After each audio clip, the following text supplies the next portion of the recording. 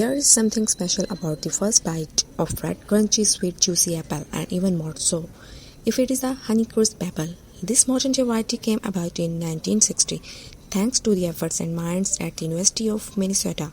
This apple is a bit of an anomaly and has a fascinating story. A cross between Macon and Honeygold varieties, this apple was developed to stand up against the harsh temperatures of winter. But surprisingly, this apple really did not take off until the 1980s.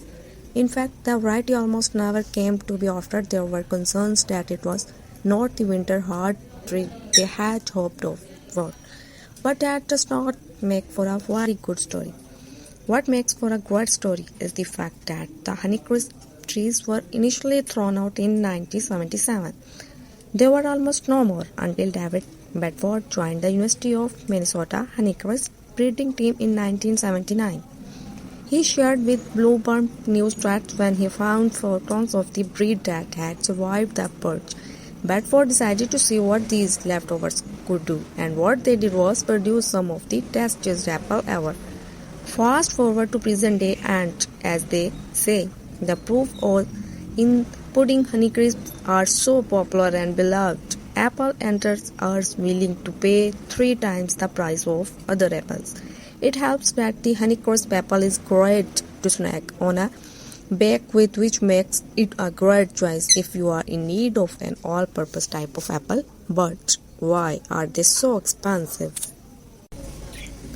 At the end of the day, the expensive comes because of the TLC and hardware required to grow the trees that yield these highly flavored fruits. Bloomberg spoke to a ground in Pennsylvania who said they have to teach the trees not to allow their branches to get too tall too quickly. Sounds like a tall order, but if the tree is overgrown, its fruit won't get enough sunlight.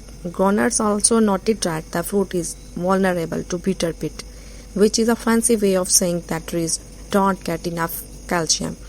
To combat this, growers have to give them a supplement through the soil, else the apples will develop unsightly brown spots. Additionally, birds are big enthusiasts of Honeycrisps, which means growers have to go through the nuisance and hassle of buying and installing netting to protect the feather fans from feasting. The challenges don't end there. From picking to storing the Honeycrisp apple, there's a lot of time and money spent to cultivate and grow this fruit. After all that love and dedicated toil, only 55 to 60% of the crop will make it to our grocery store shelves. How frustrating is that? But because demand is so great, apple growers put in the extra effort to make the Honeycrisp part of their orchard. As Bloomberg noted, because this apple variety requires so much of growers, they will only continue to cultivate Honeycrisp as long as it makes economic sense for their bottom line. Despite all that grousing about how difficult it is for farmers to grow Honeycrisp apples and how expensive they are for consumers, they still rank as the 5th most grown apple variety. We clearly like them and are not afraid of their price, but Cooking Light noted there's real push for apple growers to identify, grow, and produce apples with a similar crunch and taste to the Honeycrisp, but that don't come with all the expensive cultivation challenges and annoyance. What to do if you are among those who enjoy the crunchy, delicious taste of the Honeycrisp but don't want to fork out the money for one? There are other apple varieties that you might try that could potentially fill your Honeycrisp apple void.